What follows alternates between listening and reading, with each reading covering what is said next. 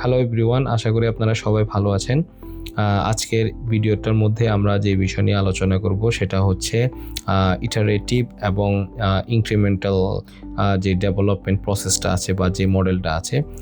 So এটা এমন একটি মডেল, আধুনিক একটা মডেল যেটা হচ্ছে আপনার পরিবর্তনগুলোকে গ্রহণ করে, রিফাইনমেন্ট গ্রহণ করে। সো আমাদের আগের যে ওয়াটারফল মডেল ছিল সেখানে কিন্তু পরিবর্তন করা যেহেতুই না, একদম আমরা হচ্ছে একদম বাধা ছিলাম। সো আপনারা একদম বন্দি শিবিরে ছিলেন। কিন্তু এই মডেলটা ইটারেটিভ এবং ইনক্রিমেন্টালের মধ্যে হচ্ছে আমরা সফটওয়্যারের বিভিন্ন জিনিস প্রয়োজন অনুযায়ী চেঞ্জ করতে পারি, ধাপে ধাপে তার হচ্ছে আরও রিফাইনমেন্ট করতে পারি, সো যাতে করে ভালো এবং সুন্দর একটা সফটওয়্যার আমরা ডেলিভার করতে পারি। সো দেন হচ্ছে আমরা যদি একটু ভেতরে গিয়ে ট্রাই দেখি। সো এখানে আমরা আপনার বিষয়টা বোঝার জন্য আমি এখানে ওয়াটারফলের একটা আনছি এবং হচ্ছে আমাদের যে এখন যে মডেলটা আছে ইটারেটিভ এবং ইনক্রিমেন্টাল সেটার মধ্যে একটা পার্থক্য আমি যদি আপনাদেরকে দেখাই তাহলে আপনারা বিষয়টা আরও ভালো করে বুঝতে পারবেন। সো এই জন্য আপনারা হচ্ছে প্লে লিস্টটা একদম প্রথম থেকে দেখার ট্রাই করবেন, তাহলে হচ্ছে এটা সিকোয়েন্স আকারে থাকবে, ঠিক আছে। সো এখানে যদি আমরা রিকোয়ারমেন্ট করি, সো ওয়াটারফলের কথা যদি বলি, এটা হচ্ছে ওয়ান শটে। এখানে রিকোয়ারমেন্ট থেকে ডেলিভারি পর্যন্ত প্রতিটি ধাপে সম্পূর্ণ হয়। সো একটা ধাপ সম্পূর্ণ হয়, প্রতিটি ধাপ শেষ হওয়া না পর্যন্ত আমরা হচ্ছে সামনের ধাপে যেতে পারবো না এবং সামনে থেকে আবার পেছনের দিকেও যেতে পারবো না, ঠিক আছে। কারণ পেছনের দিকে গেলে পুরো জিনিসটা আবার চেঞ্জ করতে হবে। ওকে, দেন হচ্ছে আমরা যদি ইটারেটিভ সাইকেলের মধ্যে আসি, সো এখানে আমরা একটি সাইকেল কমপ্লিট করে কিন্তু আমরা কাজগুলো করে থাকি, ফলো করে থাকি। যেমন হচ্ছে একটা সাইকেল অ্যাপ্রোচ, সো বুঝতে পারছেন যে এটা সার্কেল আবারে ঘুরতেছে, সাইকেলের মতো ঘুরতেছে। ওকে, দেন হচ্ছে আমরা ধরুন কি করি, দেন হচ্ছে আমরা এখানে প্ল্যানিং করতেছি, বিল্ডিং করতেছি, টেস্ট করতেছি, রিভিউ করতেছি। সো এই জিনিসটা এভাবে চলতে আসে, আর ওইটা হচ্ছে শেষ ওয়াটারফলের মতো, আর এখানে হচ্ছে আমরা ঘুরতেছি। ওকে, দেন হচ্ছে আমরা যদি এখানে হাইব্রিড অ্যাপ্রোচ যেটা আছে, সো কারণ ইটারেটিভ এবং হচ্ছে ইনক্রিমেন্টাল, এখানে হাইব্রিড অ্যাপ্রোচ। সো এখানে আমরা যদি ধরুন আমার একটা কোম্পানি আছে যেটা হচ্ছে রোবোটিক্স কোম্পানি, যেখানে হচ্ছে আমরা বাচ্চাদেরকে রোবোটিক্স এবং এআই মেশিন লার্নিং শেখাই। আপনারা চাইলে ঘুরে আসতে পারেন gentechbd.com। সো ওইখানের জন্য আমরা ধরুন একটা অ্যাপটেক প্ল্যাটফর্ম তৈরি করবো, ঠিক আছে।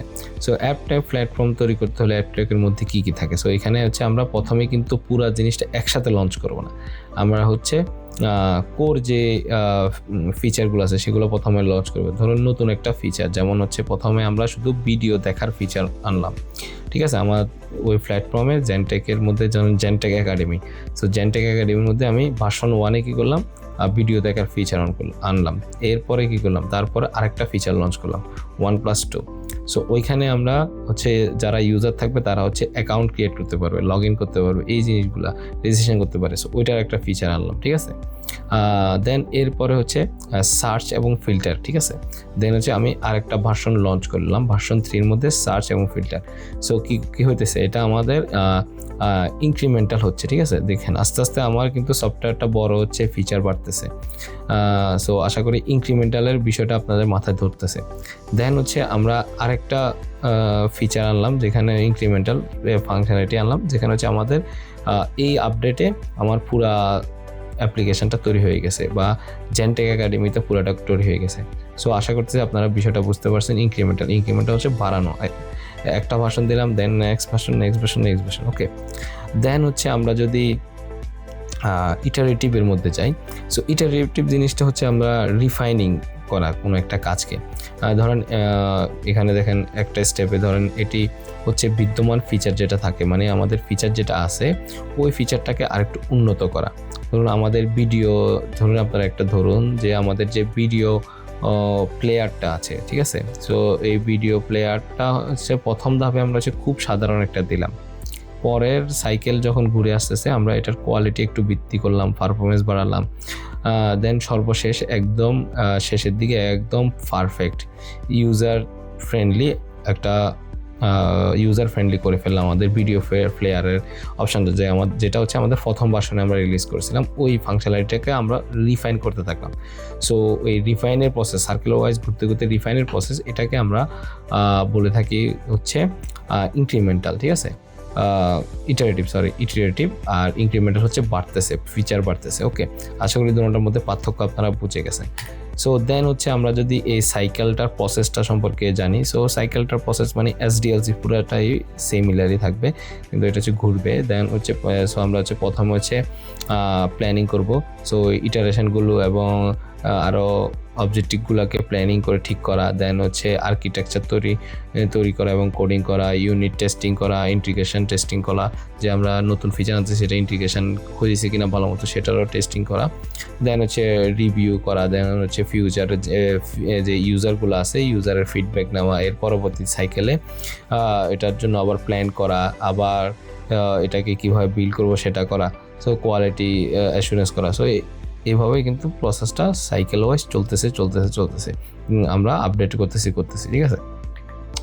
সো এখন আমরা যদি এই মডেলটার অ্যাডভান্টেজ সম্পর্কে জানতে চাই, যে এগুলার কী লাভ আছে, সো অনেক কিছু লাভ আছে, আমি শুধু আপনাদেরকে জনপ্রিয় কয়েকটা বলতেছি যেগুলো হচ্ছে আমাদের জানা প্রয়োজন।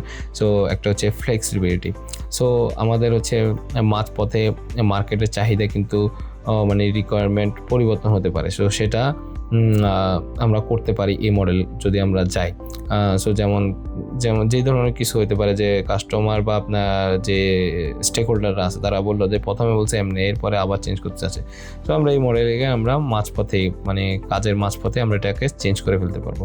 তারপর হচ্ছে রিস্ক রেডিউস, যেহেতু আমাদের মানে কাজগুলো হবে ছোট আকারে, আমরা ছোট ভাগে করতেছি, সেহেতু হচ্ছে আমাদের বড় ভুল একটা হওয়ার আগে কিন্তু আমরা জিনিসটাকে ধরে ফেলতে পারবো, ঠিক আছে, বড় ভুল হওয়ার সম্ভাবনা কম।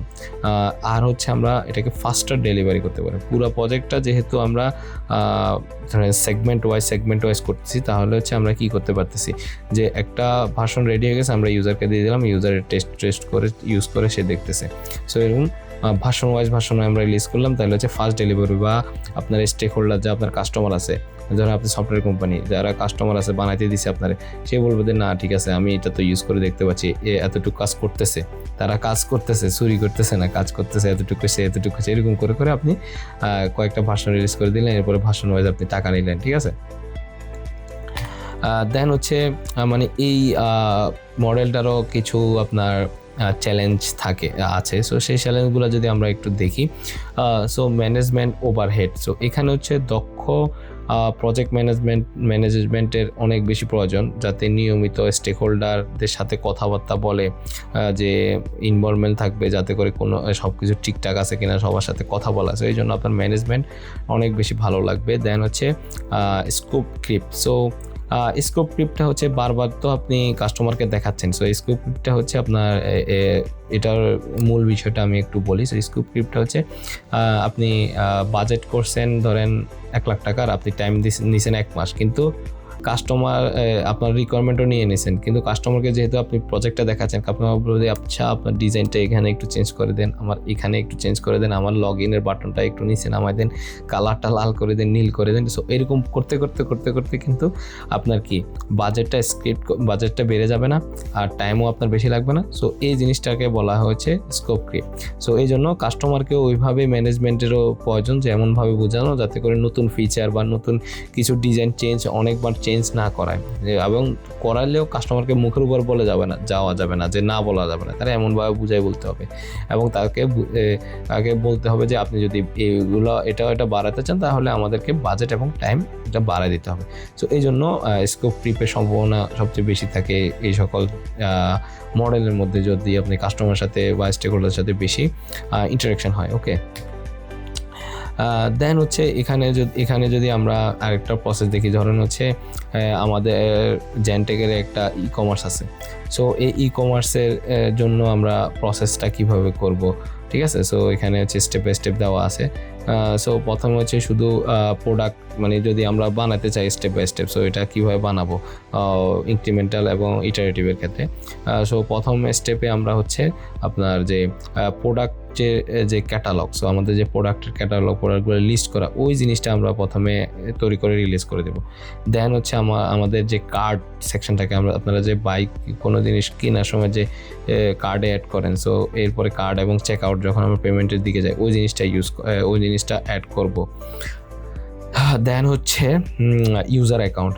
সো ইউজার অ্যাকাউন্টের যে অ্যাডমিন আছে, সো কীভাবে ফ্ল্যাট এই ধাপগুলা দেখা, ঠিক আছে, এই ধাপগুলো তৈরি করা, এইভাবে ধাপে ধাপে পূর্ণাঙ্গ প্ল্যাটফর্মটা আমরা আস্তে আস্তে দেখেন এখানে রিভিউ, সার্চ, রিকমেন্ডেশন, সব জিনিস, রিকমেন্ডেশন করা, রিভিউ, সার্চ, এই জিনিসগুলো স্টেপ বাই স্টেপ আমরা ইনক্রিমেন্টালি আনা ট্রাই করবো। সো এইভাবে স্টেপ বাই স্টেপ যদি আমরা করি, কাজটার ভুলও কম হবে এবং কাস্টমার থেকে বা আমাদের স্টেক হোল্ডার থেকে আমরা ফিডব্যাকও অনেক তাড়াতাড়ি আনতে পারবো। সো আশা করতেছি আপনারা ইনক্রিমেন্টাল অ্যান্ড ইটারেটিভ এই মডেলটা সম্পর্কে বুঝতে পারছেন, ঠিক আছে।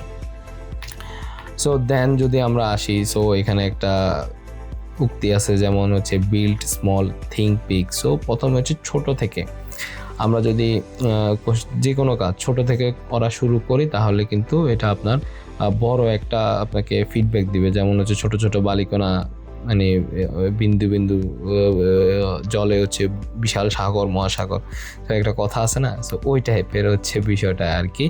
সো আশা করতেছি আপনারা এটা বুঝতে পারছেন ইটারেটিভ এবং ইনক্রিমেন্টাল বিষয়টা, মডেলটা সম্পর্কে। সো আশা করতেছি সবার কাছে ভালো লাগছে। সো সবাই ভালো থাকবেন, সুস্থ থাকবেন। আল্লাহ হাফেজ।